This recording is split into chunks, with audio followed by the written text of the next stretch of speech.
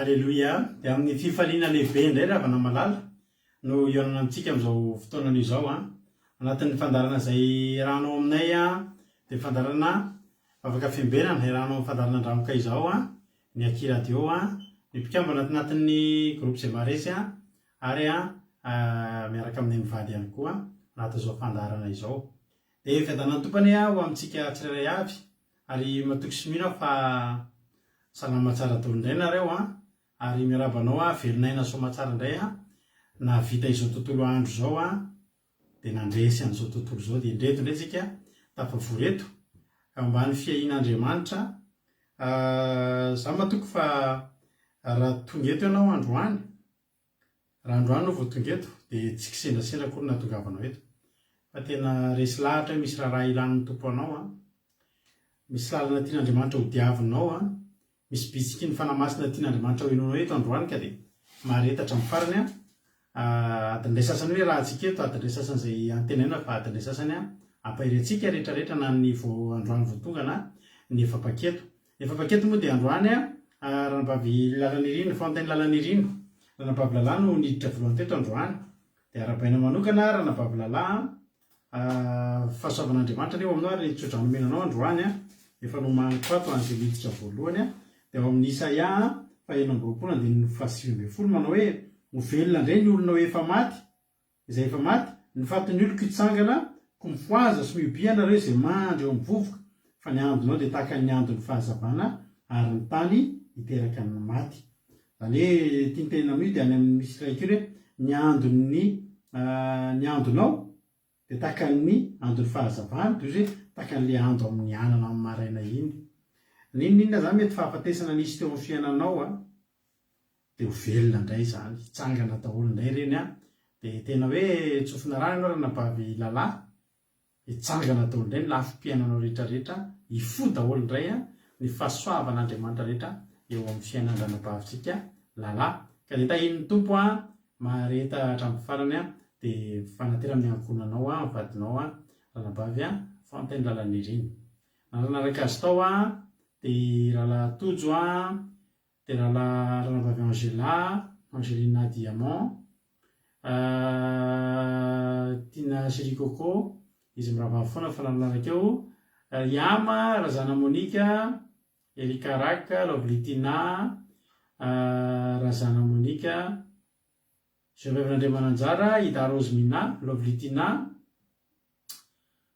dia Andoandry Mami Azanazo Sylvie Marie Hortensine Dina Randry zay vao hitako teto zany dia tonga soa Dina Randry maretatra amin'ny farany Beth Sava Alain Asiny Apôstôly Koda Léonie Beth Sava Marie Jo Noranora Soameva Sandola Nambintso Macrine Marie Hortensine Geneviève Mananjara dia ao ihany koa Erika Raka dia Zamina Camaradin'i Jesosy Kodanela izy koa mbola tsy mety voaravako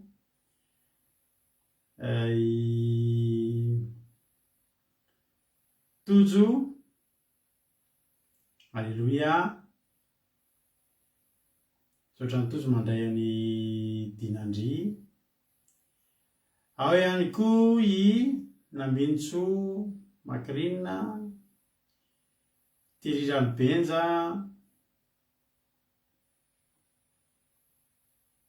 Kodanela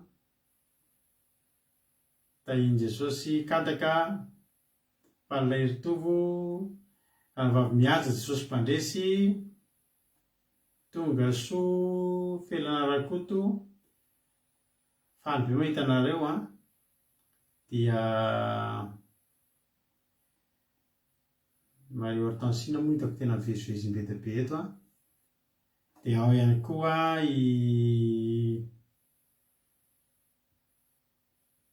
Andrasika Patitry Palay Ritovo Fandilo Zavindramanana ao ihany koa Rodine Marie Tonga Soa Randrina Marie Charline Ando Andry, Eliza Tsiala, Andrina Suzelle, Alléluia, Angelina Diamant, efa narapaiko teo, Tsiry Amboaramiel, Tina Rakotarzaka,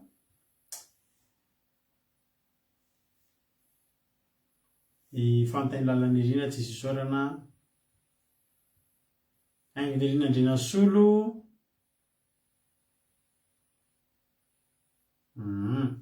kozinany Fantainy Lalanirina Dina Randry.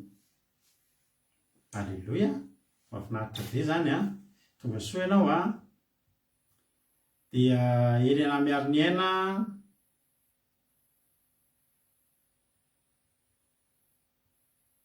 zay angambany mbola tsy voaravako a. Marijo, ny ankoatr'izay mety efa voaravako teo daholo ihany a. Tonga soa daholo a isika menakavy a.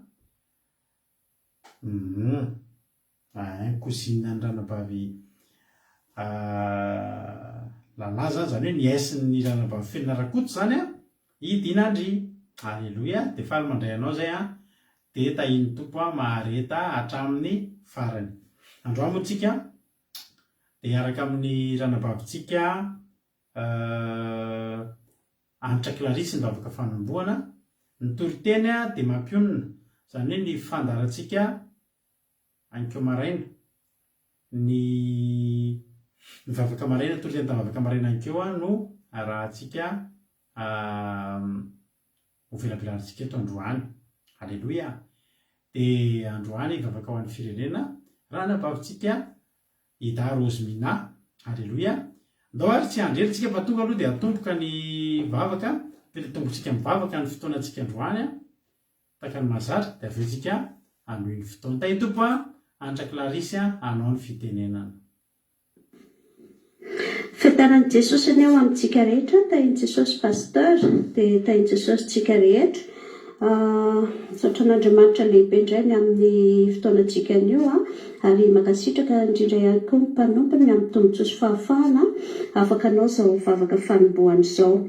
Mialohan'ny anaovantsika vavaka nefa dia hijery tenin'Andriamanitra iray tsika ao amin'ny Salamo 119:5 izay mivaky toy izao amin'ny anaran'i Jesosy. Misaoran'Andriamanitra tsika ry firenena ary asan-drato ny feo fiderana azy. Amin'ny alalan'izany tenin'Andriamanitra indray izany ry havana no andehanantsika hisaotra an'Andriamanitra ny amin'ny fotoanany eo, ko andeha ary tsika hiaraka hivavaka. Ry Jehovah Andriamanitra io, misaotra sy miteranao zahay ary makasitraka anao indray ny amin'ny fatratrarinay fotoanany io, misaotra ny amin'ny fitiavanao sy ny famondraponao tompo izay avozinao isan'andro isan'andro. Misaotra anao zahay ray fa tafavory eto amin'ity toerana ity indray, nangoninao zahay nataiza ny toerana nisanay dia nataonao tafahoana eto indray zahay. Tompo, apetrika feno ampelantananao izao fotoana izao, ako feno fanatrehanao satria hosisanao hoe naiza izay ingona ny rona telo amin'ny anaranao dia eo afovoany ianao, kondreto izay Jesosy avory amin'ny anaranao masina izay tompo amin'izao fotoana izao. Mangataka zahay ray fanatrehanao mahery vaika ary mangataka ihany koa ositra vaovao an-trano ho an'ny mpanomponao rehetra izay hitondra ny teninao, izay hitondra ny vavaketo, ninona fandaharam-potoana eto tompo malalo dia apetrika feno ampelantananao izany ary rakofana ny rahanao Jesosy izao fotoana izao. Fitaovana rehetra izay ampiasainay, ny connexion anay Jesosy dia naoka ny rahanao niaro an'izany ka tsisy ny fahatapahana, tsisy ny fahampitehana fa hosisy ianao hoe izay tahinao dia voata mandrakizay ray misaotra anao izay ny amin'ny rasa arbitinao izay nalatsaka tao Kalvaria, ao kiteny fiarovana mafy ho anay izany ka ny planina ny devoly satana rehetra ane dia tsy ambinina, tsy anakery, tsy anapahefana, tehana amin'ny rahanao.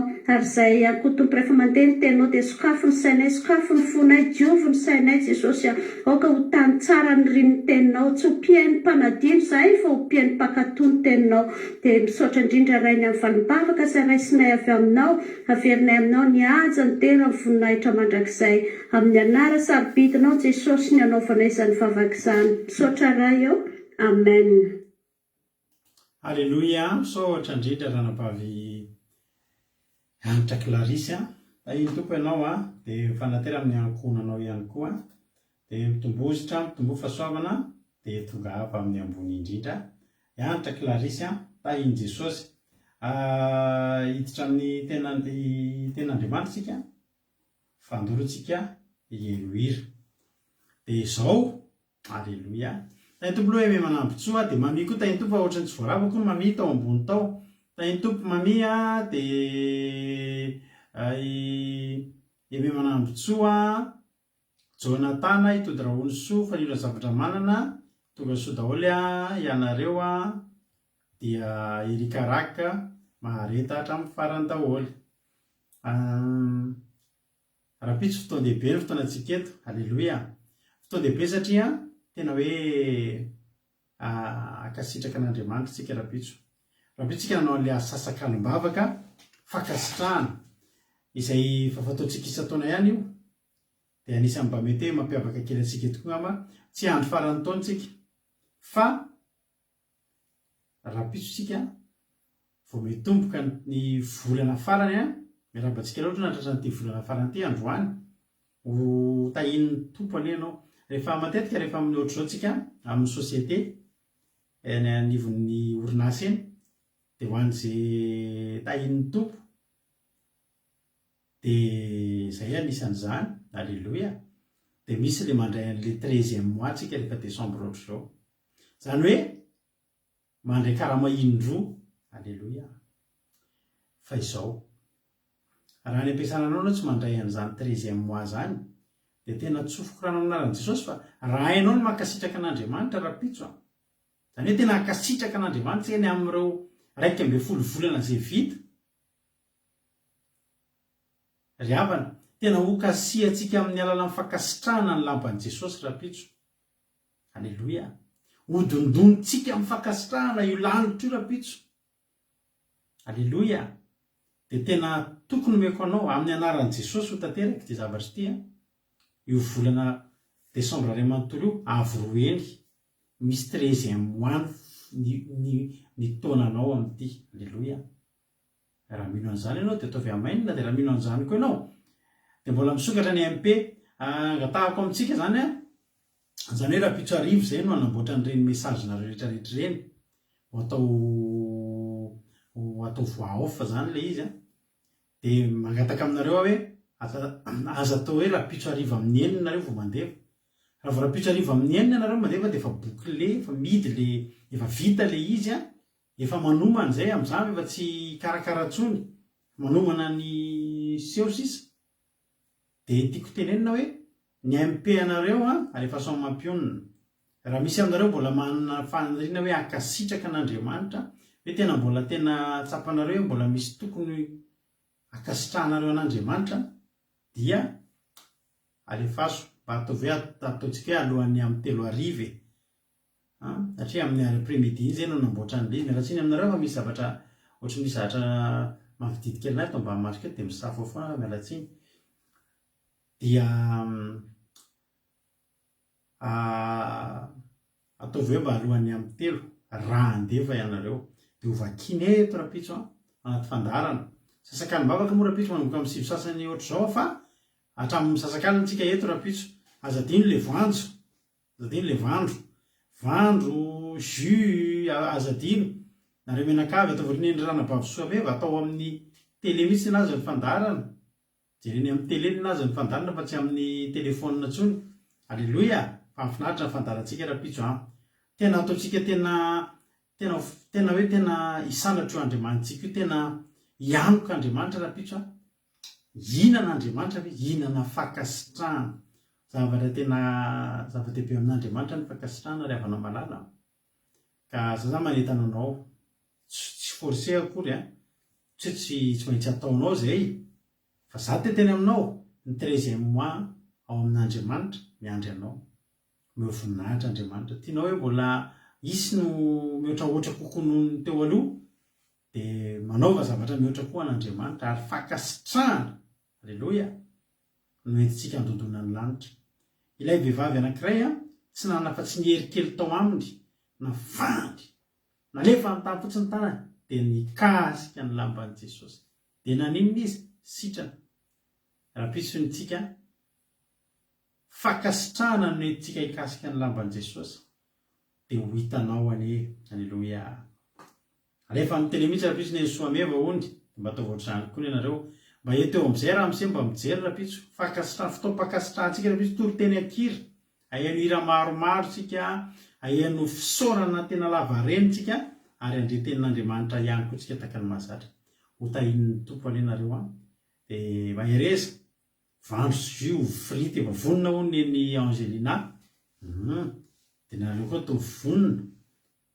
fahafinaritra ny fotoanantsika rapitso zava-dehibe io a tsy kilalao antsika io kory fa tena hoe zava-dehibe ary io zavatra io dia efa izahantsika tao foana isa-taona misaotra an'Andriamanitra hoe tsika fa mbola nety any ny fandarina zany tsisy tapaka akory ka alleloia mbola eto indray zany tsika rapitso a ho an'i Jesosy ny voninahitra andao ary eno hira am'izay ary tsika mitapitra iny fa dia andro moa natao manokana naverina ato amin'ilay page tsika taloha le live ka manahoana zao ianareo le tsy nahita omaly le tsy hitanareo dia nymeloa mba efa niova indray ve izy androany niverina ohatry ny taloha ve sa manahoana ny fahitanareo an'le hoe amin'le page tsika taloha ny anaovantsika an'le live sy amin'ilay page vaovao mba miandro retolokely zany hoe inona ny mety le ohatry hoe tonga dia hitanareo sa le ray ve tonga dia hitanareo a dia tahin'ny tompo mbola miasa eme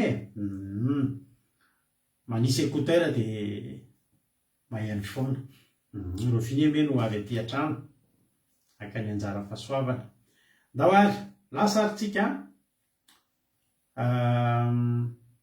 eno hiritsika dia hitsavatra any amin'ny tenin'Andriamanitra entiny mampionina isika rehefa avy eo meno finaritra ary alleloia amen.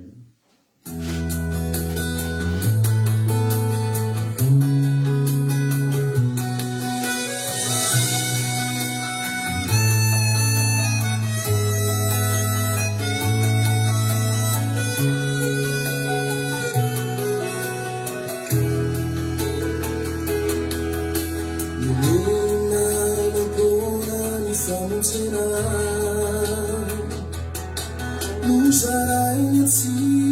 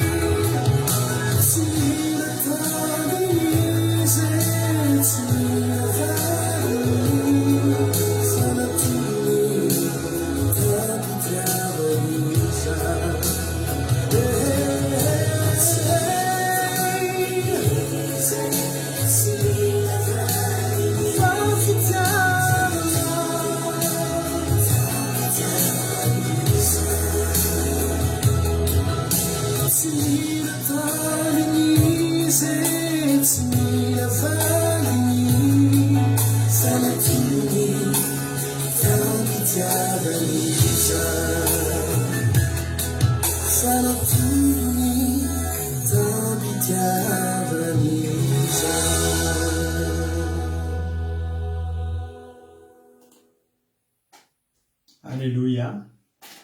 Isaorantsika an'Andriamanitra lehibe zany izy zany a. Tsy nila taminao izy a. Efa hainao fotsiny mankasitraka azy dia faly izy ao an-danitra. Amen. Za rehefa na tena mijoro avolombelona aminao fa nahitako fahasoavana ny fahaizana mankasitraka an'Andriamanitra.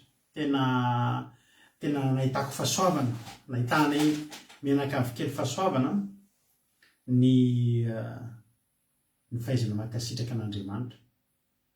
Zay taloha rehefa hijoro avolombelona aminareo na dia efa henonareo ihany raha misy mbola tsy naheno.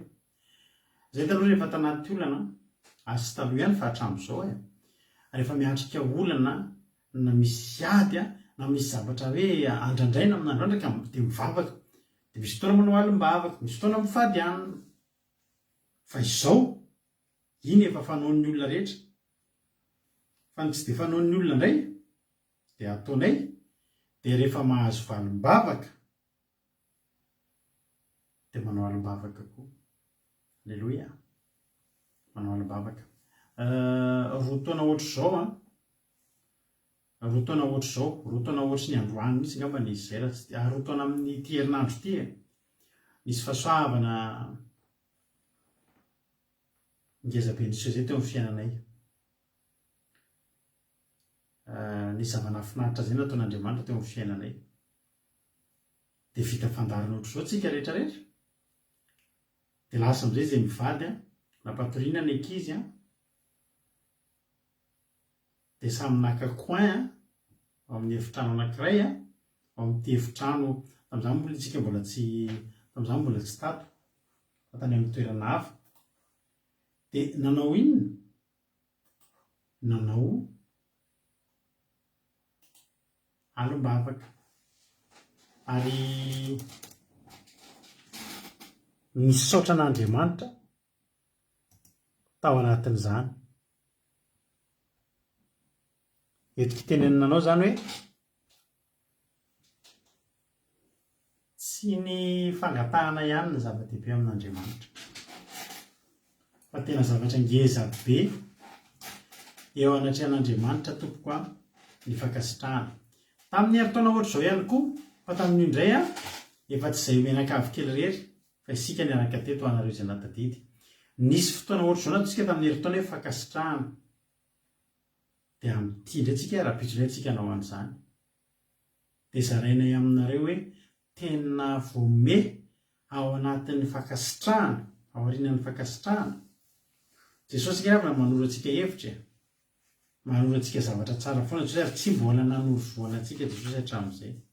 Jesosy ilay niteny manao hoe na dia tsy mahazo koa ianareo dia misaora atao ohatry ny efa nahazo. Ilay fahazahoana iny tsy olana. Alleloia. Ny fahazahoana iny tsy olana. Fa mba zavatra tena tian'Andriamanitra dia ilay fankasitrahana. Iny tsy maintsy azo. Izay ke tiany Jesosy tenenina. Ianao ve ravana hisaotra? Ary raha fetsifetsy ianao dia manaraka ny tenin Jesosy hoe misaora sady na tsy mbola nahazo aza. Andriamanitra tsy mamerim-botsitra zany hoe efa nisaoranao ve iny ry havana? Andriamanitra tsy mba ohatr'izany. Efa voaray ny fisaorana. Payer d'avance ange dikan'izany. Payer d'avance ange zany. Andriamanitra tsy mba hometsifetsy. Rehefa mipayenao meloa dia tonga ny izy. Alleloia. Misy amintsika mantsy miandry ilay izy tonga mihitsy aloha vao mipayer. Ary ilay paiement ary amin'izany paiement kely tena mahitsika tena misaotra Andriamanitra. Tena lehibe ianao. Alleloia. Vita. Alleloia. Misaotra Andriamanitra Angelina. Ka za zany manentana anao. Tsy hoe fitiavako antsika efa be dia be ny fisaorana voaray ao Io zany tsy tiako tsindrina amintsika efa be dia be. Efa mampolipoly ny MP voaray. Fa tsy ho an'ilay fandarantsika na roa ary ny fankasitrahana ovakina rapitso. Mbola betsaka ny programma ataontsika rapitso. Tsy hoe zany alefa azy fa tsy tsisy ho tenenina eto rapitso. Tsy mbola nisy an'izany teto amintsika. fa soa atsika le tenenina soa anareo ampianarina anareo zany hoe ny fankasitrahana dia tena mandona an'Andriamanitra, tena mahakasika ny fon'Andriamanitra. Ka entanina ianareo rehefa nareo amin'ny mampionina ny fisaorana, ny fankasitrahana tianareo ho vakiana rahampitso, tsy asianareo anarana, tsy ho tenenina eto dia hoy Andrina Suzel, dia hoy Angelina Diamant. Eny mety misy olona ihany aloha andefa rahampitso dia fatafata hoe ihaniny zany satria efa fatapatatra ihany ny fijonana vavolombelona, fa tsy hoe ho tenenina eto koa hoe dia ihanina zany dia niteny hoe ohatra zao. Mety misy navita trano, misy navita vity fanaka tena tsara tarehy bebe diabe tena nampirarakivo mihitsy tao, nisy nahazo tomobila, nisy nahazo tokantrano, nisy azo zazakely ambony lavitra noho zavatra rehetra, nahazo aina vaovao tokantrano. Alleloia. Dia aza atao ambakan'izany ianao. Alleloia. Dia ho hitanao ho tsarovanao amin'ny heritao ianao ny azakazaka voalohany ankasitraka an'Andriamanitra, satria ho tsapanao ny vokatra sy ny herin'izany hoe fankasitrahana an'Andriamanitra izany. Hitra amin'ny ten'Andriamanitra ary tsika. Alleloia. Dia tetenanao hoe menofinaritra daholo dia veneta rehefa avy mahazo misy nahazo radio, misy nahazo bluetooth fanaovana fiderala be zany, ary aza mieritreritra hoe zavatra ngeza be ihany nisy sorantsika an'Andriamanitra hoe ngeza be aminareo, tsisy kely ny avy amin'Andriamanitra, tsisy kely, fa tena hoe vokatry ny fo eny ankasitran'Andriamanitra. Tany tompo daholo ary tsika dia mahereza isika mianakavy dia Andriamanitra ny ombantsika avy hatrany hiditra amin'ny ten'Andriamanitra isika meno finaritra daholo ary tompo. Tsisy arava moa mampireva vita ny tamin'ny maraina ny arava, satria toriteny tao anaty toriteny vavaka maraina izy ity dia tsy miarava tsy fa tonga dia verseny vakeny tao ary. Ao amatio no vakitsika. Matio toko fahatelo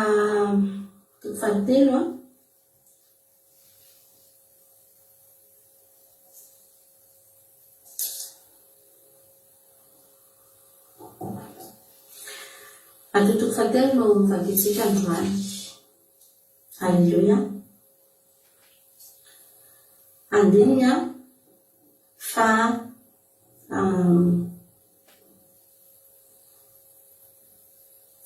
tena ataon'ny Jona mpanao batisa dia no fahafito no vakitsika.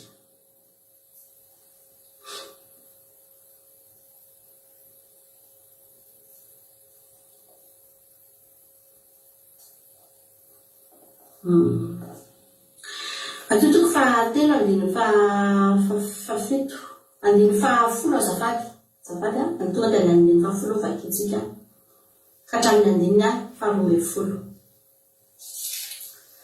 Hoy ny ten'Andriamanitra, toriteny nataony Jona mpanao batisa izy ity. Anaran'i Jesosy, ary iny rehefa mipetraka eo amin'ny fototry ny hazo sady rehefa maty. Koa ny hazo rehetra izay tsy mamovo tsara dia ho kapaina ka atsipany anaty afo. Hoy izao dia manao batisa anareo amin'ny rano amin'ny filebahana, fa ilay avy eo aoriako no mahery noho izany. Ka tsy mendry ilay tondra ny kapany aza fa izy nanao batisa anareo amin'ny fanamasina sy ny afo. Eny an-tanany ny fikoloroany, ary izy anadio tsara ny eo am-pamolony ka hanangona ny vary no any an-tsokitra, fa ny akoho fasy sy ny mololo hodorany amin'ny afo tsy mety maty. Alleluia. Rehefa mamaky an'izany ten'Andriamanitra izany tsika dia mahita an'i Jesosy tena amin'ny endriny hafa mihitsy ry havana malala, masika. Jesosy tsy mamindra fo, Jesosy tena endritra ary milaza ny zavatra ho avy izy tsy ny zavatra ankehitriny ny zavatra teneniny fa zavatra ho avy. Hoy ny ten'Andriamanitra hoe indrozy izy Jona efa mipetraka eo amin'ny fototry ny hazo ny famaky. Koa ny hazo rehetra izay tsy mamovo tsara dia hokapaina ka atsipana anaty afo. Misy famaky izany eo amin'ny fototry ny hazo, tsy eny ambony fa tena eo amin'ny fotony mihitsy ny hazo ry havana, dia hoharina amintsika. Andriamanitra dia manohatra antsika foana tahaka ny hazo. Jesosy manohatra antsika tahaka ny aviavy, manohatra antsika ihany koa hoe tahaka ny hazo amboleny amoron-drano velona. Hitanao zao misy hazo zao hitantsika eo amin'ny video eo dia maniry eo amoron-drano velona. Izany ihany koa dia anoharan'Andriamanitra antsika. Rehefa mivavaka tsika manana Jesosy tsika dia ohatra amin'izao mihitsy ny fiainantsika. Hitanareo ireo hazo ireo, dia ireo mahazo aina foana ireo hazo ireo, misy trohana foana ireo, mahafinaritra be, velombelona ohatr'izao foana ireo hazo ireo satria tena eo amorona rano velona no maniry. Izany koa dia anoharany tena Andriamanitra antsika. Horan'Andriamanitra tahaka ny aviavy tsika. Ary eto dia hoe ny tena Andriamanitra hoe efa mipetraka eo amin'ny hazo, eo amin'ny fototry ny hazo ny famaky. Ny famaky rehefa avana malala dia fahavalon'ny hazo. Satria nataony famaky iny eo anapaka. Matoa izy izany eo dia anapaka izy izay. Dia izy mipetraka eo akaiky eo izy, tsy lavitra fa efa eo. Fa miandry zavatra izy io. Izy io zany tsy mbola ampiasaina fa miandry fotoana. Izany hoe izy efa eo, efa vonona eo akaiky eo, tsy lavitra. Ny devoly dia tsy lavitra, ny fandringanana dia tsy lavitra. Eo akaiky ny hazo eo izy, tsy manalavitra izy. Fa fotsiny mbola tsy mihetsika izy aloha, mbola tsy manao ny asany izy, mbola tsy mikapa izy, fa miandry ny hazo. Eny ampototry ny hazo tsirairay avy eny zany dia misy famaky eny. Dia miandry io famaky io, miandry izay zavatra mivoaka ery ambony ery, miandry an'le vo mivoaka eny an'le hazo. Hazo mamoa zany io, mety hoe aviavy indray koa io, ohatra satria aviavy foana moa no tenen'i Jesosy. Dia miandry an'le vo. Dia amin'ny fotoana mahafinaritra be le vo, tsara be le vo an'le avoaka an'le hazo, dia tsy mihetsika mihitsy famaky io fa mijanona eo. Tsy manao ny asany io fa eo fotsiny io tahaka ny tsy misy heriny io, tsy mihetsika io fa eo. Tsy manao nininy. Ohatr'izany mihitsy ankena avana malala ny devoly. Rehefa eo amin'ny fiainantsika izy ka tsika mamoa vo mendrika ny fibebahana, ny vo tsara zany dia vo mendrika ny fibebahana. Ny olona mandeha araka ny fanahy dia fanahy, dia mamoa vokatry ny fanahy. Vo mendrika ny fibebahana atao hoe vo tsara ilay avana malala. Zavatra mivoaka ety amintsika ety zany vo mendrika ny fibebahana. Tsy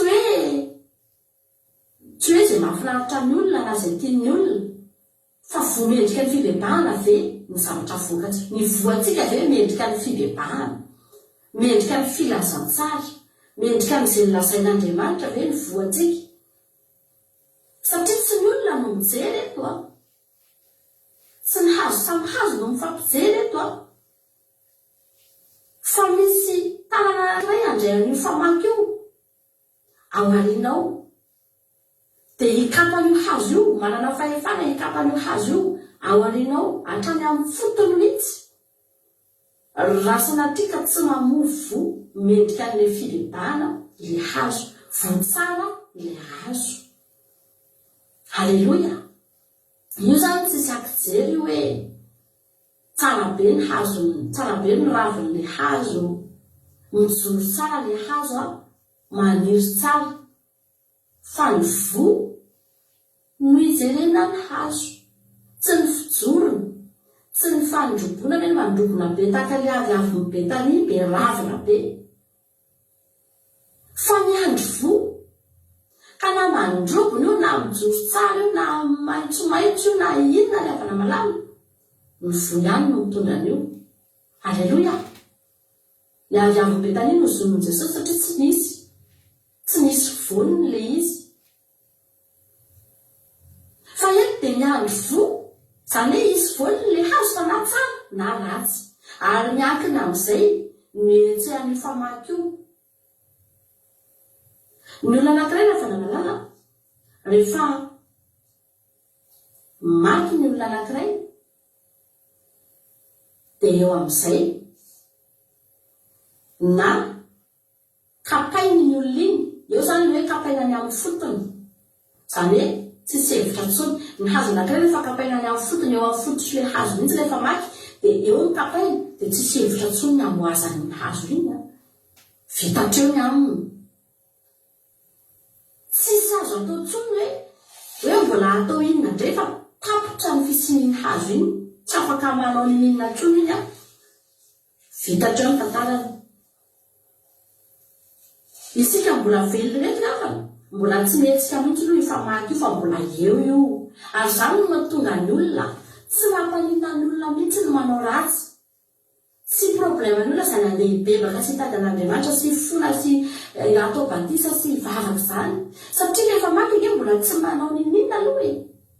Mbola mipetraka eo fotsiny ny olona izy.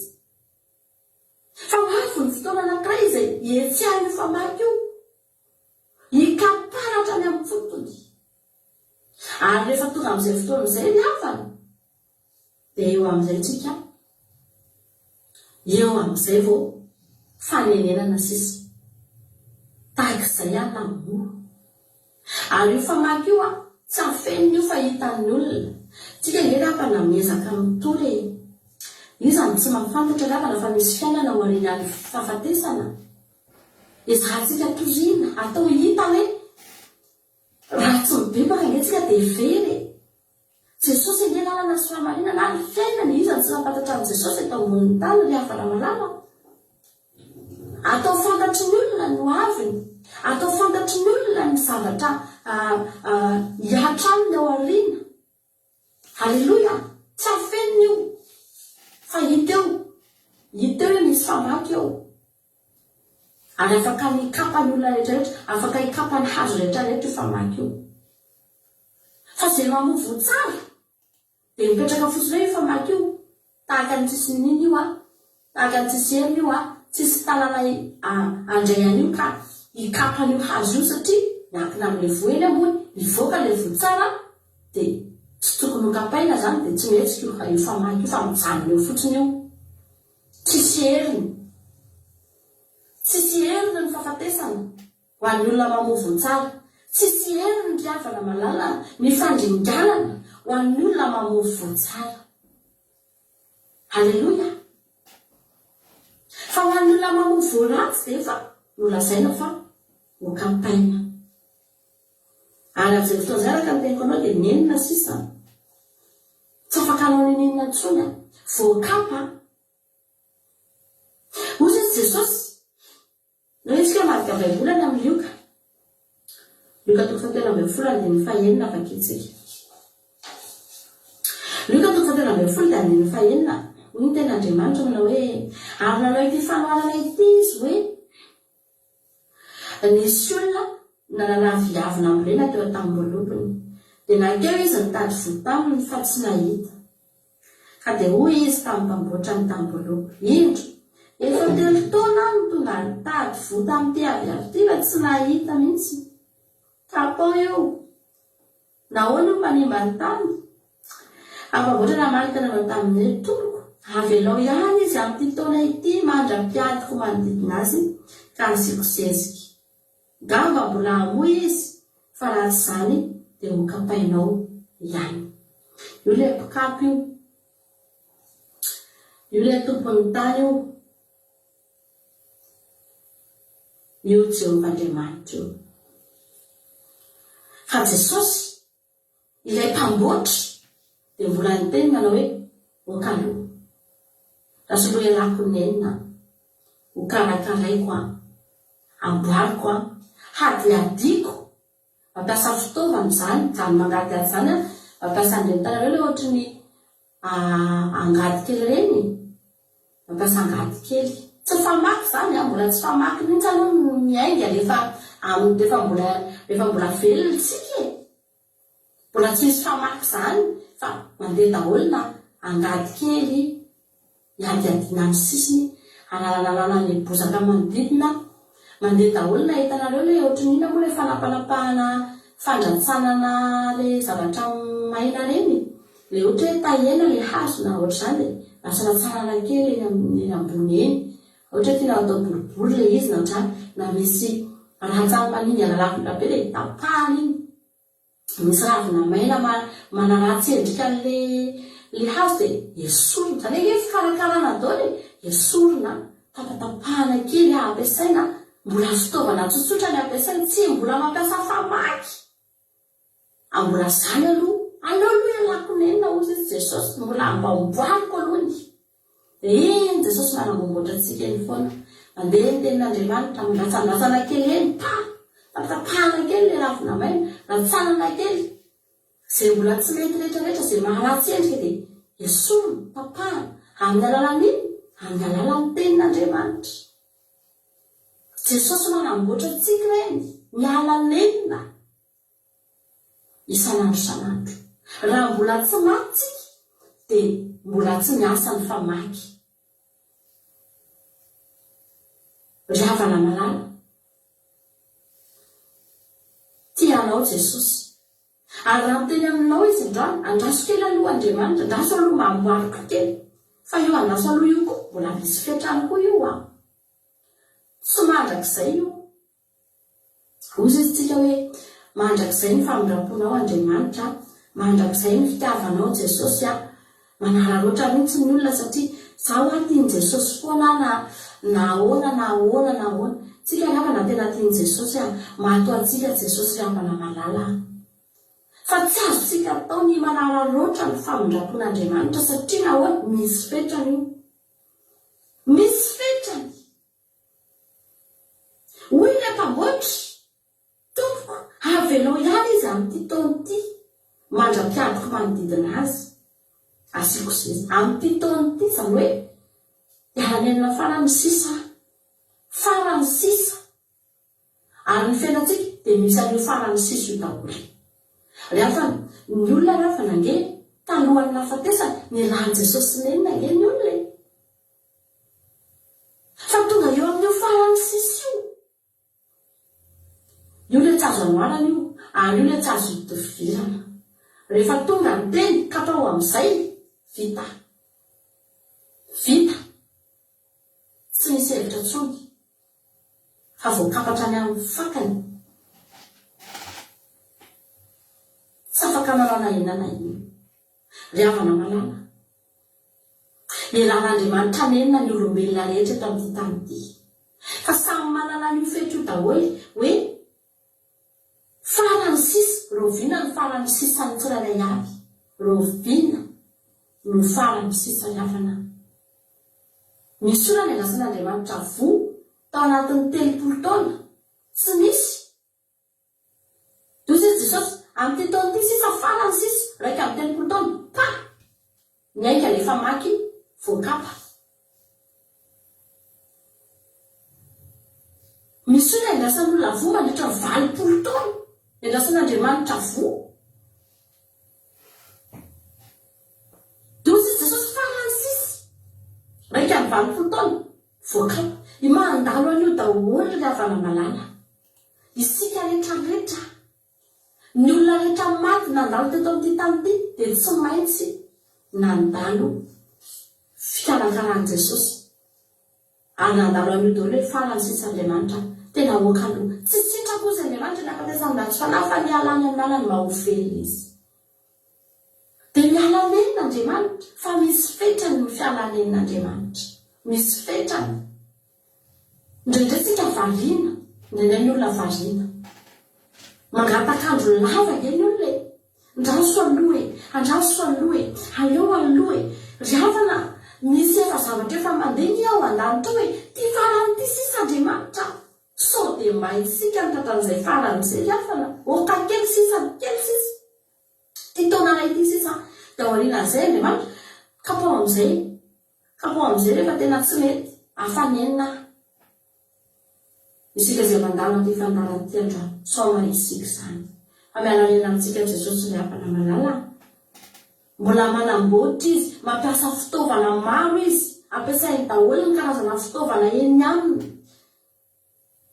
ampiasainy mampiasa olona izy mampiasa zavatra maro izy misy ny réseaux sociaux misy ny zavatra maro ahafahany mikarakara mamboatra ny voaloboka io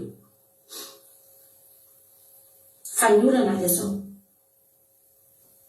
ohatrany indraindray le voaloboka indraindray le aviavy ohatrany miteny hoe ianao te hisahirana eo ianao koa dia misahirana ianao koa dia misahirana Jesosy karakaraina fa maniratsira ihany iasahana amboarina fa tsy miova ihany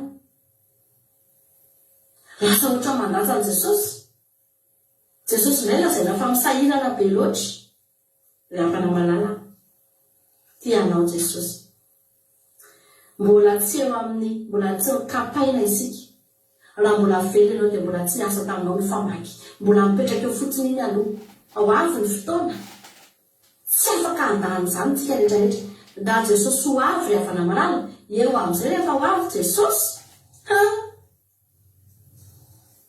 miainga daholo amin'izay ny karazana famaky rehetrarehetra mikapakapa n'izay rehetra tsy namofo tsara tonga dia hatrany amin'ny fakany daholo hatrany amin'ny fotony daholo sady very ny fanahy very ny nofo tsisy nina azo atao araka tena ny mampiavakitsika teo fa hodiovinao izy any amin'ny Mateo le vakitsika teo ny Mateo toko fahatelo le vakitsika teo ny ejerentsika ny andininy fa ambinifolo eny an-tanana ny fikororoany ary izy anadio tsara ny ao ampamilony anangona ny varony ho any an-tsokitra fa ny akofa sy ny mololo hodorany amin'ny afo tsy mety maty eny zanake zany dravany Jesosy le malemy fanahy kely le tsara fanahy kely le tenentsika foana hoe Jesosy wa tena Jesosy mora voindrindra tsara sady maso de tena malemy fanahy nge Jesosy rehefa ny mivavaka ao antsika isan'andro nge Jesosy rehefa ny fitiavana nge Jesosy hoe tena tsy sotrasy fa eto amin'izay izy tonga dia masika ary olona tonga dia Andriamanitra tsy mamindra fo tsy azo ifampirarahana tsy azo anaovana tsisy mihitsy ny andao Jesosy mba asiana marimaritra iraisana efa tsy fotoana amin'izany tsony zao izy fotoana isehoko amin'ny mazara amin'izay zao ary io natahorantsika io ingenapana natahorantsika Jesosy hivadika ohatran'io enge lasa tena tonga dia efa atsipana anaty afo masika nge lavany izany teny izany ny tanany mihitsiny izany eny aminy amin'ny fikororoana izany le vary dia tonga dia miataka eny daholo ny mololo dia miataka eto ny vary dia le mololo amin'izay zao reo fa tonga dia alefa tsy sindra fo anaty afo maina fa le vary alaina moramora amgonina moramora dia alefa any anaty sotra reny le votsara reny le vomendrika ny fibebahana atao inona lafa na akofa tsisy ilana akofa zany ary iny reny mandisy fanatenana mety andrizy ianao dia ohatrany hoe mivoatriny hoe samy vary zany ihany samy maniry eo dia ohatrany samy vary eny rehefa na le akofa na le vary fa efa kororoana amin'izay izy keny amin'izay vao miavaka iny le akofa fa pitipitiky ery le vary mandeha tsara ato anatin'le toerana andrarahana anazy fa le akofa miataka daholo dia fantatra amin'izay fa akofa le tsisy ilanany reny ary iny reny dorana mihitsy fa tahaka an'izany ny olona ny anoara ny baibolin'ny olona tsy mamovo tsara ny olona tsy mamovo mendrika ny filebahana tsy mila mivavaka fotsiny tsy fa mila mamovo mendrika ny filebahana ny batisy io tenen'ny Jaona mpanao batisy io zao izy anao batisy raha eo amin'ny rano amin'ny filebahana ny batisa ny havana malala vo tena tonga dia ho tazana mihitsy iny raisina mihitsy avy eo amin'ilay hazo tsapay tanana fa tena namovomendrika ny fibebahany teo ity halleloia. Ny fiainantsika isanandro eny mamoazy ianao mamoazy ao an'Andriamanitra ny hafana ataovy ny sitrapon'Andriamanitra ny hafana malala. Ity baiboly ity engeny ohatry ny rano mandeha mikorina io mamelona antsika dia tsika mamoa ery ambony ery io baiboly io io mikorina atao mbany ato io dia mitrokany io tsika dia ery ambony ery amin'izay le vokatra hita miavaka eny mivoaka eny amin'ny sampany eny mivokatra eny mivo eny halleloia. Voavezy io avy ato amin'ilay rano ato ambany ato le rano mandeha dia tsinja fa ny tenin'Andriamanitra tsina zany fa Jesosy Kristy tianao Jesosy tiantsika Andriamanitra le raha tonga amintsika izany teny izany dia tsy fampitahorana antsika akory indraindray koa nge tsika ilaina ampitahorana kely manina moa mahatonga Jesosy raha fa nanahoratra n'izany amin'izay tsika mataitra kaika Andriamanitra tena ianao Jesosy tena afaka tena miova ohatr' izany fa tsy araka le eritreretinay Jesosy tena milamina be malemy fanahy kely sy ny sisa fa ho avy ny fotoana efa tsy izay intsony endrika hitantsika azy fa manana fikororoana eny an-tanany ary kororoka ny vary sy ny akofa izy riavana tianao Andriamanitra afaka tsy hanao ninona antsika ny famaky manana fitaovana Jesosy amin'izao fotoana izao hikarakarana antsika mahazo manekeo karakaraina dia mahazo mandray ny mpikarakara mety eza hamofo mendrika ny fibebahana dia ho any an-damosika rehetrarehetra sotranao zay Jesosy ny amin'ny alleloia. Sotra mampionitsika tao anatin'izay toriteny mino fa nampisainantsika izay toriteny izay alleloia satria natao ampisainana tokoa natao ampisainana antsika tokoa izany toriteny izany ry havana malala dia mino fa voarainao ny hafatra tamin'ity androany ity mampatsiahana ako an'le tantara kely anankiray ety am-panomboana famelabelarana ilay lehilahy anankiray izay nanana mpisolo vava dia mpisolo vava moa menakarama dia misolo vava azy rehefa misy ny tsy mety atao ary rehefa misolo vava io dia ninona zavatra adanana ataony dia eo foana ny mpisolo vava azy meno vola dia misolo vava azy na inona ditra sy adanana ataony eo mpisolo vava le mpisolo vava nefa sady misolo vava azy ihany no miteny amin'ny ihany koa hoe tandrema ihany nefa ianao ohatry ny maditra ihany ke ianao ty mangina ianao izy fa nikaramanao fotsiny ny raisina dia arovy misy adanana ataony dia miantso anao tena misy problema fa togavy ianao ty dia ho an'ny olona manana olona amina tsy afaka miteny fa miandry ny mpisolo vava atsika dia solona vava izy dia afaka foana solona vava dia afaka foana fa ndray andro nisy olana izy niantso ny avoka niantso ny mpisolo vava izy tsisy namaly tsony ny telefona ay zary izy natsona mitotona any amin'ny messagerie injoignable sy sisa dia tsy maintsy niakatra fitsarana tsisy mpisolo vava satria tsy hita tsony le mpisolo vava niova ny numero ary rehefa niova ny numero niakatra fitsarana ihany ary rehefa tonga tao amin'ny fitsarana izy gaga fa hitany ihany le mpisolo vavany ary tsy nanantona anazy dia fa izy hitany hoe isolo vava zany ianao androany dia ho le mpisolo vava mianatsiny aminao fa efa niova servisy ako efa niova ny asako atao amin'ity fitsarana ity tsy mpisolo vava tsotratsony aho zao efa mpampanohy lalàna amin'izay tsy avoka tsony aho izy ilay avocat fa efa juge azy zao, efa mpitsara zao, efa mpampanolalàna zao za. Riavana. Tsy fampitaronanao fa Jesosy ao mbola misolo vavanao. Ao avy fotoana tonga Jesosy tsy amin'ny mampisolo vavanao intsony, fa amin'ny mampitsara anao. Ary tena teneniko anao fa sarotra no hotsarainy izany mpisolo vava zany satria fantany daholo ny adalanao taloha, fantany tsisy miafina aminy ny fiolakolana sy ny fametsyfetsena nataonao. Fantany daholo ny mombanao fa amin'izay fotoana izay izy satria mpisolo vava masy dia amoahanao izay mombanao rehetra. Mpisolo vava ange tena afaka hitenenao mihitsy hoe za tena namona ny olona io ahako. Dia anjaran'ny mpisolo vava amin'izay fotoana izay mitady ny hevitra amoahananao. Ka raha sy mpisolo vava eo amin'izay no lasa mpitsara anao aorianao, sarotra ny toerana misy anao. Atsika moa zany fa tsy hoe anao e. Ka za zany no tena atsika hoe zao Jesosy mbola mpisolo vava atsika. Halleloia. Mbola mpisolo vava atsika izy zao. Ary Jesosy tsy tena tarafiko eto amin'ity verset anankiroa novakiana ity. Tena azo tarafina ny fahamoram-pon'i Jesosy. Jesosy raha tena tsara fanahy.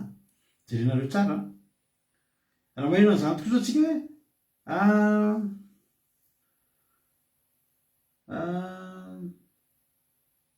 ale matitoko fahatelo andininy fafolo teo. Ino efa mipetraka eo amin'ny fototsy ny hazo sady rehefa maka ny hazo rehetra zay tsy mahovo tsara dia ho kapaina dia tsipany amin'ny hafa. Jesosy masika be mihitsy ny Jesosy nareo. Jesosy nareo tena masika be mihitsy ohatra miaramila. Tsy Jesosy ary miteny eo. Tsy Jesosy io miteny io fa Jaona. I Jaona mpanao batisa no miteny. Ary tena mampitahotra ny olona mihitsy. Nandray dia misy miteny mpitoteny nareo mampitahotra olona. Ry havana. Ampitahorina raha ny olona mbola tsy taitra.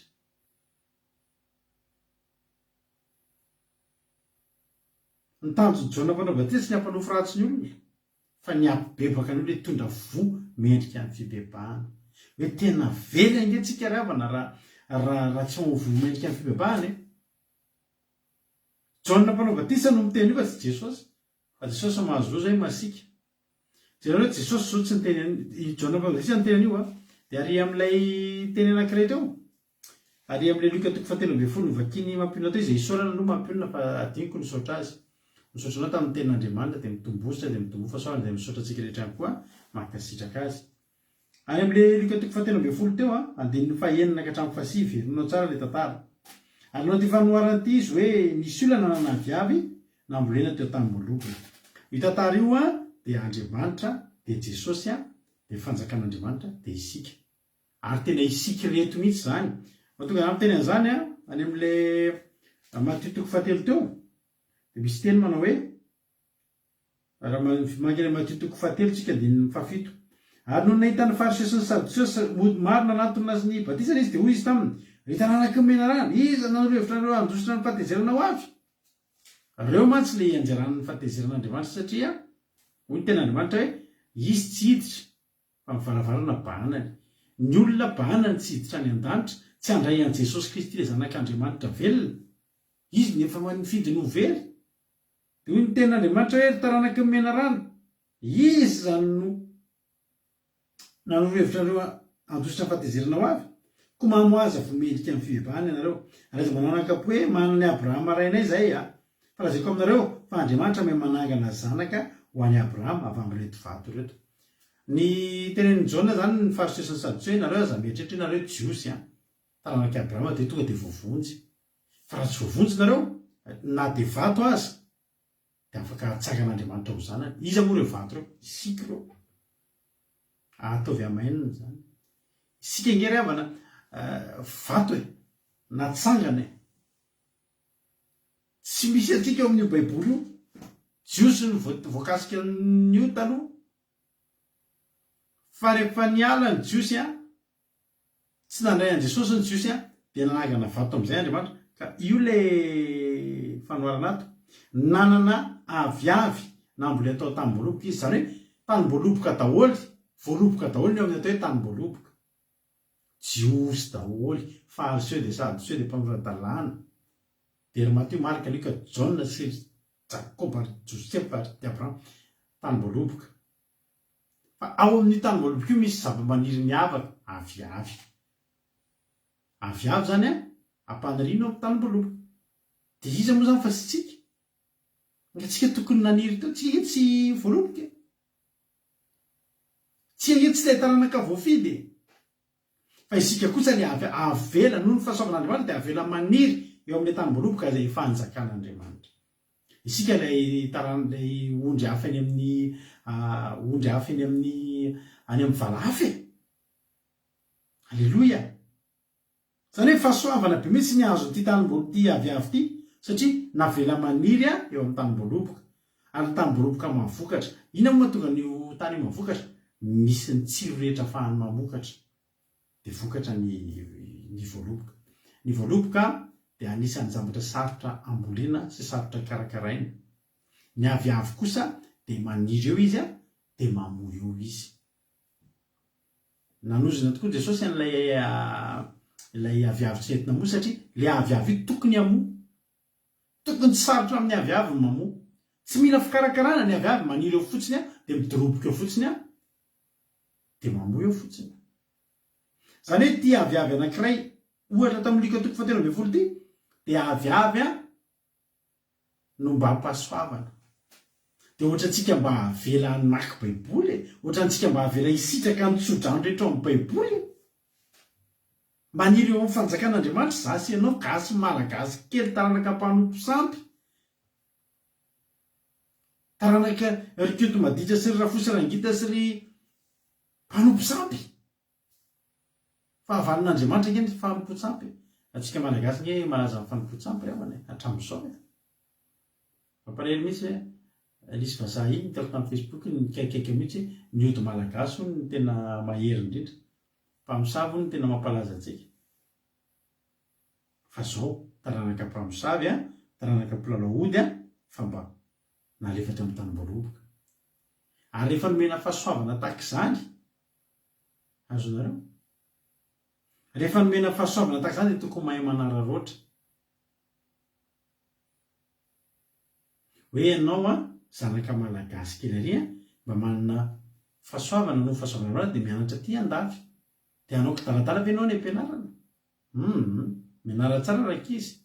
Tonga aty andafy nareo zao tadidio aty nareo mianatra gratuitement. Fa io fianarana ataonareo 4 millions ny écolage zareo raha ny Madagasikara nareo mianatra ny amin'ny lycée français sy ny amin'ny collège de France. Nareo zanaky ny olona rehetra mianatra aty andafy reo fahasoavana zany ianarana zany dia mianara tsara rankizy. Aza vela raha tsy mivoaka miaraka amina diplôma ngezabe nareo anasoavana ny firenena raha hatrizay.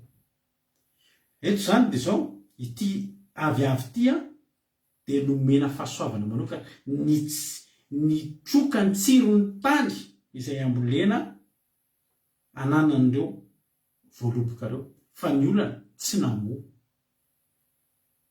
Azonareo? Ohatran'ny teniko teo zany mba olona nomena fahasoavana ihany ianao dia mianatra aty ianao dia sanatry ho tonga takan'ilay malagasy anankiray ao amin'ny Gare du Nord, miodikodina amin'ny Gare du Nord sy ny Gare de l'Est eo izy mangataka ny etorety. Tena variana mihitsy malagasy. Izy hoe tena tsy mba toetrana malagasy aty. Malagasy aty andafy zany olona tena mihetsiketsika ravana. Tsisy kamokamo zany mba mihetsika tena artiny ny vazaha mihitsy ny miara-miasa amin'ny malagasy. Tsy mba mipetrapetraka izany tsika malagasy aty ary tsy mba miavonavina izany fa tena miasa. Ary mamiratra fa tsy hoe miasa fotsiny amin'izao, mamiratra lavitra noho ireo mpivahiny rehetrarehetra hoe tsika malagasy. Zay zany tsara fantatrareo. Tsika malagasy nge ravana tena tian'ny olona miara-miasa amintsika. Asa lalovan'ny malagasy zany dia tsy mahafotsy io mpampiasa io. Tena teneniko anao zany. Ny karazana asa vitan'ny malagasy ninona. Ary tsika malagasy dia mamiratra amin'ny zavatra rehetra. Izy zao asantsika indray ny Star Academy. Na amin'ny hirahira, na amin'ny asa tanana, na amin'ny asa fa dia ilay lehilahy iny dia manao mpangataka eo amin'ny Gare du Nord. Nareo mahita an'izay lehilahy zay lavalava volombava iny nasoky mba misy karaka fokasikara ve tsoky dia manao an'izany. Loza zany. Tsy mahay misitraka an'ilay iny le tsiro. Alleluia. Rahareo zany a mahita an'ireny olona mitendry hoe any andafy reny olona manao an'ireny olona taty dia tsy tamana taty tsy tavoaka taty dia lazainy fa ratsy ny aty andafy. Any andafy ange la olona ny olona rehetrarehetra ny olona sahirana daholo rano rosoina fotsiny aty dia efa tsy hitovizana ry se tsy azatsaritra iny. Fa ny tiako tenena zany hoe rehefa ty antsika dia andao tena ararotiny. Ka ity avy ty ny tena problème taminy mipetraka eo izy nefa hoe le ten'Andriamanitra zaho izy izy nakeo amin'le avy izy ka nakeo dia nitady vo taminy fa tsy nahita ka hoy izy andiny fafito amin'ny Luka 4:12 ka dia hoy izy tamin'ny mpamboatrany tamboloko indro efa 3 taona zao tonga nitady vo teto amin'ity avy ty fa tsy nahita. Io tompona tamboloko io tsy pila vaniny tsy pila voatsiary fa fatany tsara ny tokony ho toetrany zany avy zany. Io avy efa naniry efa ela ary efa tokony tamin'ny 3 taona rasa nanomboka tokony hamoa ny andrasana vo. Azonareo fa ny andro izy ny taona voalohany tsy nisy toy tsy maninona. Taona faharoa aiza ihany.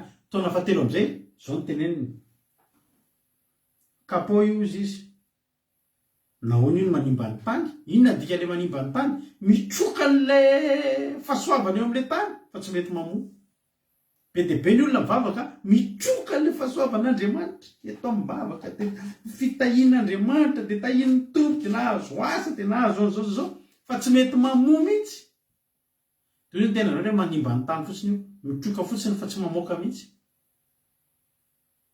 Isika io nge ry havany ianao tahian'Andriamanitra nge ry havany iandrasan'Andriamanitra nge ianao mba hiandry aminao nge Andriamanitra mitroka ianao dia tokony mamoaka ianao. Mitroka ianao dia tokony mamoaka ianao. Ilay zao namboly voatabia isa maraina voatabia dia concombre dia courgette asiako tao amin'ny groupe iny amboly akivoly isa maraina hitako fo tamin'izao mbola mafana andro misy manao dia alaina sary da toviana amin'ny rapiso le tsaratsara dia tondrahana hoy izy anitra Clarisse hoe azao ny fomba fikarakara izy anitra Clarisse efa amboly ary dia miresaha amin'ny fambeazana fitahiana mahay mamboly be io dia asiana rano tadidiko mihitsy ny hoditra-akondro dia alefa anaty rano dia lomana dia lasa manondraka ena sary sorosoro tamin'izao mbola nazosoto be sorosoroana ny manodidina vakansa koa tamin'ireny tsy niasa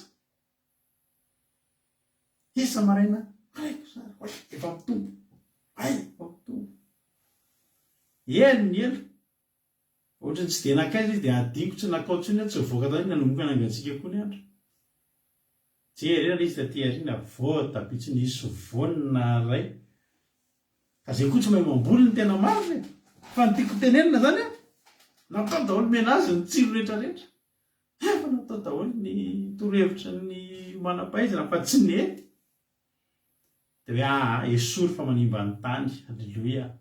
Aina dia vakansa marina antsika dia mahato azy teny fa tsisy nanondraka tsisy orana koa moa ampombe dia zao nefa zara tiako tenenanao hoy le tompona tany mboloboka averika any ny fanoharana eto dia zao ny tompona tany mboloboka Jehovah Andriamanitra, ny tany mboloboka ny jiosy, ny aviavy isika ary hainao any nanavina courgette nenena nompotra dia laniny voly ndry ampalahelo zany dia le mpikarakara tany mboloboka Jesosy. Dia jerenareo tsara taria Jaona mpambatisa ny teny hoe io ny famaky dia ho kapaina dia ato indray miteny Andriamanitra kapao io ny rana zany le mpikarakara hikapa zao mba teny'le mpikarakara anivavana fa ny mpamboatra zany hoe Jesosy namarika aminao hoe tompoko avelao ihany izy aloha amin'ity taona ity mandra-pahadiko ny manodidina dia asiako zezika angamba mbola moa izy fa raha tsy zany dia ho kapainao ihany ndry tsara fanary eto Jesosy hitanareo izy ny asiana mikapa fa izy mangataka mba hikarakara fa izy raha tsy mety dia kapainao. Tsy fony Jesosy mihitsy ny kapa satria maninona izany no toetran'i Jesosy amintsika. Ary izany no tsy tokony hanararotantsika satria na hoe na oaingana Jesosy tsy maintsy hanatanteraka ny tenin'Andriamanitra tonga izy. Dia rehefa tonga izy dia haniraka ny anjely ny hanavaka ny tsara sy ny ratsy.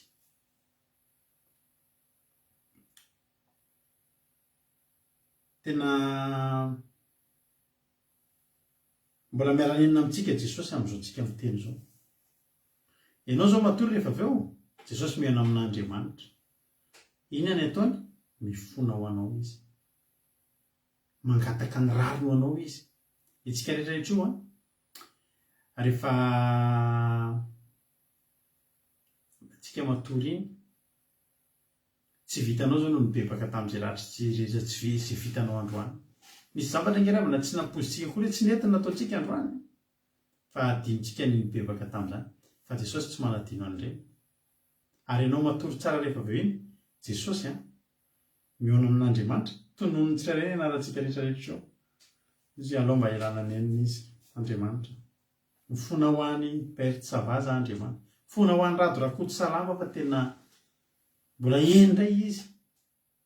Mifona ho any ratarina marisary entiny eo tongotr'Andriamanitra isan'andro tsika ireo. Mangataka rarino atsika. Dia rehefa zao Jesosy angataka tombonandro atsika rapitso. Dia rehefa velona ianao rapitso dia misaotra Jesosy misaotra Jesosy. Misaotra fa niady ho ahy ianao. Niady ho ahy mpisolo vavako tamin'iny alina iny. Alleloia. Dia rapitso tontolo hiady ho anao izy ny tombontsoanao dia ny tombontsoanao. Alao izy fa iarako nenina izy mandra-piadoko ny manodinina ka asiako zezika. Zezika io Jesosy isan'andro mba nisy zezika atsika. Izy mba inona ny zezika mety aminao androany mba handrosoanao. Andeha mba ho tahiko amin'izay izy ty fa tena mety izay mba handrosoany. Tahiny zezika. Alao indray izy mba kasihako kely indray ny fony ianao ataoko mifanena amina olona izy dia mahita afity dia zezika reny. Tsy voatery fitahiana ihany ne mety meny zavatra kely izay ianao fitsapana kely mba mataitra anao. Izy foana antsika variny dia variny tsy mahatsiaro izay Andriamanitra raha tsy mandalo ahy dia mely zezika kely ohatra misy problème kely misy appel kely tonga tamin'ny olana kely tsy hafaty anao reny. Zezika reny. Zezika mampaniry ny anany reny. Alleluia. Ian'ny Jesosy mivavaka Israely io mba hialao nenina hiala nenina Jesosy. Tena hiala nenina Jesosy. Ary tena hodioviny manodidina nadiony manodidina izy asiany zezika. Fa ny anjaranao tenenao izaho Jesosy karakarao fizahamo. Alleluia. Dia jerenareo ilay teny teo anavangavangana antsika ihany ny fotoana satria ohatra efa lasalasa ihany ny fotoana antsika 4 minitra zay. Fiainana amin'ilay teny Jaona Mpanambatiana tika hoe ino izy izy efa mipetraka eo amin'ny fototry ny hazo sady ny famaky. Ny hazo izy Jesosy mamovo tsara dia ho kapaina ka tsy pena tiafa. Ilay famaky efa eo. Fomba fiasan'Andriamanitra daholo zany. Efa eo ny famaky zany hoe ianao zany tamintsika mbola kely dia hoy izy indray aman-dreny tanao ty fekibo ty dia mijanona ilay fekibo dia vao mihita ny fekibo fotsiny anao dia ohatry ny endro tampoka. Fa fanontaniana apetraka aminao nampiasaina ve io fekibo io raha endry ianao? Tsy nampiasaina ny fekibo rehefa endritsika. Mipetraka ho fekibo foana teo ihany izy. Ary ny zaza endry tsy matahotra fekibo fa ny zaza maditra dia matahotra fekibo. Efa eo ilay famaky. Tsy voatery hiasy io. Tsy voatery hiasy io. Fa hiasy io an'izay mahafoloa. Ny votsara tsy mamoa. Izay rehetra tsy mahamoa votsara. Izay ihany ny mila n'io famaky io. Mbola manana safidy satria ary izany tena antsika. Lalana roa ihany eo anoloantsika. Lalana roa tsy misy ohatr'izay. Na very na voavonjy. Na tsy mamoa na mamoa. Ray amin'izay ihany. Mamoa ianao dia voavonjy. Tsy mamoa ianao dia very. Mamoa ianao dia tangosana. Alleluia. Tsy mamoa ianao dia kapaina. Hoy ny ten'Andriamanitra hoe izaho manambadisanareo amin'ny rano ho amin'ny fibebahana fa ilay olona kosa mannoy za mahery noho za ka tsy metrika hitondra ny kapany koa za izy no batisanareo amin'ny fanahy masina sy ny hafa eny an-tanany ny fikororoana ary izy anadio tsara ny eo mpamilony ka anangona ny vary anangona zany angonina alaina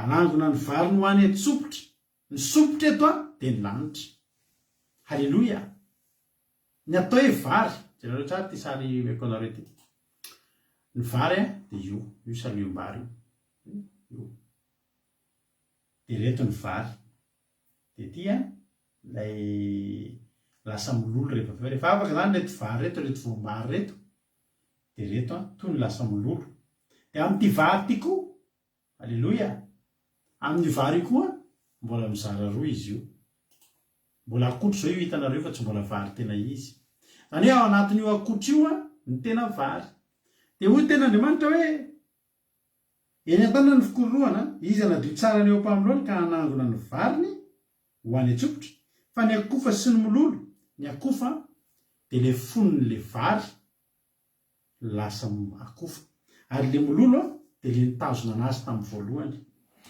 ka le nitazona azy tamin'ny voalohany sy lay fonony dia ho alefa anaty afo fa lay nivoaka avy tao anatin'ny fonony ho angonina ho any antsopotra isika reto dia mbola vary naniry daholo ary nisy nitazona antsika nitazomin'ny fireharehantsika notazomin'ny toetra ratsitsika notazomin'ny fitiavam-boninahitsika notazomin'ny fitiavam-bolitsika notazomin'ny fitiavana jangajangantsika notazomin'ny fitiavana zavatra maritsika notazomin'ny zao tontolo zao ty mihitsy io zao tontolo zao mitazona io hodorana any amin'ny afo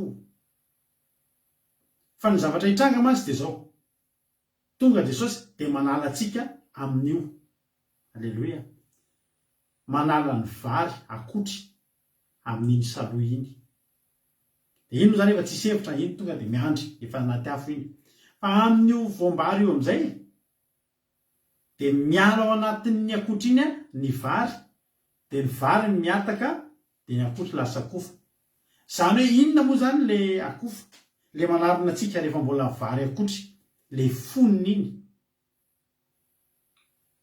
dia voasarona ho fahontanitsika voasarony fahavetavetana isika voasarony fahazarany ratsy isika voasarony toetra ratsy isan-karazany dia inona tonga an Jesosy nanovantsika hoe raha misy olona amin'ny Kristy dia olo-baovao izy efa lasa ny zavatra taloha dia esorina ao anatiny iny tsika dia lasa akofa iny dia iny to dia dorana ny toetra ratsika rehetra taloha dorany ireny fa tsika mivoaka avao volamena voazatoetra tsika voambary mivoaka avao mety basy maty mihitsy halleloia ridoluxe mihitsy ozy zay tambola kely tianay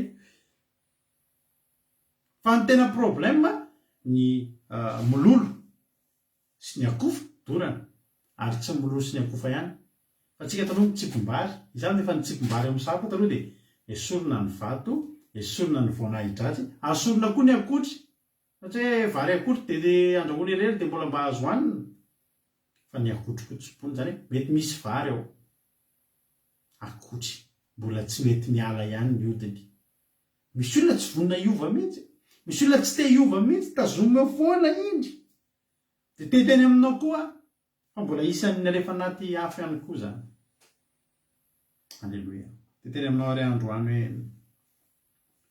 hoe Jesosy any amin'ny Jaona 1:10 ary raha misy tsy miray amiko dia ariana any ivelany izy dia sampany dia malazo dia alefa anaty afo ny voaloboka dia ratsaratsànana mba hahatonga anazy hamokatra dia ratsara asorona zay sampany rehetra tsy mamokatra dia esorona diovina esorona misoaran'Andriamanitra ianao raha ratsaratsànan'Andriamanitra foana aloha amin'izao misy zavatra esorona foana ray iny mafy mihitsy za inona indray ary ty mahazo aty misy zavatra esorona ratsanana eny aminao satria tian'Andriamanitra ho sampana mahavokatra izasy ianao ry havana ho avy Jesosy batisan'ny fibebahana notoriany Jaona mpanao batisa teto ary zany indrindra koa ny tiana tokavana amin'ity toriteny ity androany ny fialantsika amin'ny fitsaran'Andriamanitra ny fialantsika amin'io famaky io dia mba hahafahantsika mamoa votsara.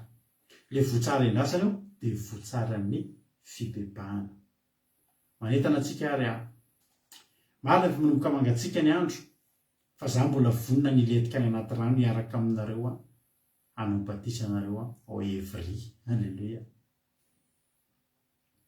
Ndao ianao atao batisa. Raha mbola tsy vita batisa ianao, mbola tsy nibebaka ianao, mbola tsy vita batisa ny fibebahana ianao, ho avy Jesosy. Raha tonga Jesosy tsy vita batisa ianao, dia ho verimaina zao fanomponao zao. Fa mila batisa ny fibebahana ny fiainanao. Raha misy aminareo lina mandefa SMP aminay, andaotsika riavana. Halleluia. Andaotsika riavana tena hiditra amin'izany batisa ny fibebahana zany. Fa mbola miara-nenina aminao Jesosy mila voavonjy zasy ianao. Tokony ho voavonjy tsika. Aza manary tena. Aza manary tena. Za zany tena miteny anao hoe aza manary tena. Fa Jesosy mbola vonona. Jesosy mbola vonona ny hamonjy anao ary mbola hikolokolo anao ane izy. Ho tain'Andriamanitra ilay tsika mianakavy matoka fanapairanao izay tenin'Andriamanitra izay, dia avy hatrany tsika dia hiditra amin'ny hira amarantsika ny fotoana dia vavakantsika ao aorianan'izany. Tainy tompo taorintsika rehetrarehetra. Samy tentsika raha ny tompo ity Jesosy. Amen.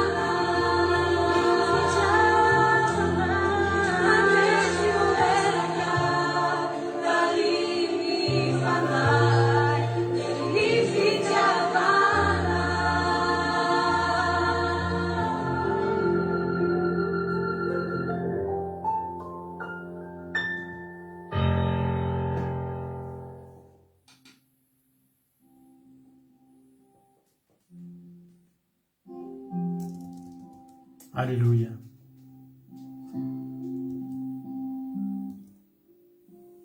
Androany dia teny aminao ao hoe misy fanapahan-kevitra tokony raisitsika ry havana. Dia ny fanapahan-kevitra mba hoe hamoa amin'izay, anaiky hamovoa tsara amin'izay.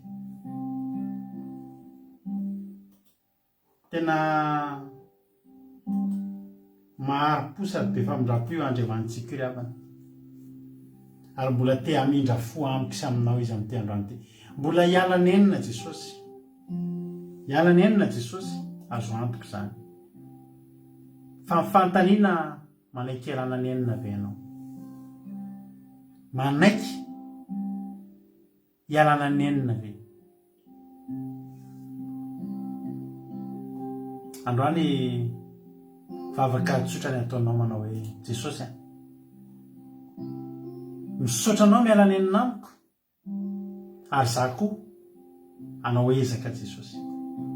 Izavy izy ny vonina anao ezaka.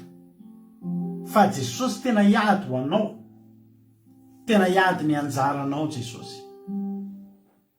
Fa ianao mila manaiky hoe Jesosy ny zezika ho alefanao tena troako, ary tena ho tsarovako hoe efa nanao zavatra ezaka eo amin'ny fiainako ianao, dia za vonina ny hamoa Jesosy. Halleluja. Misaotra Jesosy tamin'ity fotoana androany ity. Misaotra anao zay Jesosy satria tena tsapanay hoe miteny aminay eto ianao ary tena manahanatra anay ianao ary tena faly zay Jesosy. Tena misaotra satria tsy mbola mitsahatra miteny aminay foana ianao, mbola miteny aminay foana ianao. Misaotra Jesosy. Misaotra Jesosy. Ndretodreto zay Jesosy tahaka andranavavy Angelina Diamant daholo zay vonina anao ezaka izay Jesosy satria anao miezaka ao anay dia zay koa hiezaka Jesosy hiezaka tahaka nitody raha olosoa, hiezaka tahaka an'ireo olona rehetrarehetra reo zay hiezaka izay. Tena ho ararotinay zany hoe anao mbola miala nenina aminay Jesosy tena ho ataonay izany. Misaotrany amin'ny famoram-ponao, misaotrany amin'ny fiadivanao ho anay, fa tsy avelanay Jesosy ho veramaina intsony izany. Reseo lahatra zay rehetra mbola tsy vonina, tsy mbola nroso tamin'ny ranony batisa, zany hoe batisany fibebahana zany, mba ho resy lahatra amin'izay Jesosy hoe fakaiky ianao. Misaotra Jesosy, misaotra. Dia tahio ary ny tsirairay avy andefa zezika hampaniry anay indray ianao Jesosy. Misaotra sady, misaotra sady amin'ny fialana nenina sy amin'ny fikarakarana. Misaotra fa tsisy hiala nenina aminay eto afa-tsy ianao dia ianao rery any. Misaotra Jesosy malala. Dia era laza saotra sy voninahitra ho anao efa hatramin'izay dia ho mandrakizay. No izy ny tsy voalazaka ianao malala ny masoa mihoatra lavitra anao izay mipatakatry ny fisainanay, ho ataonao amin'irety mpanomponao zay navita ny ary tory teto Jesosy androany. Halleluja. Dia vosizatana farotra amin'ny ranao tsy afaka hitsaingo ka na dia litera ray aza, na dia litera ray aza Jesosy tsy azo dia volotsaingoana amin'ity androany ity. Fa hamoa avy zato eny am-ponay tsiray avy amin'ny fiainanay izany toriteny izany. Misaotra Jesosy malalo.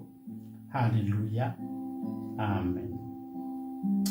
Hivavakantsika amin'izao fotoana izao amin'ny firenena, dia ndao mpandrosoantsika ny anabavitsika Ida Rosemina Verselina hivavaka ho an'ny firenena. Teny tompo ary anabavy Ida Rosemina.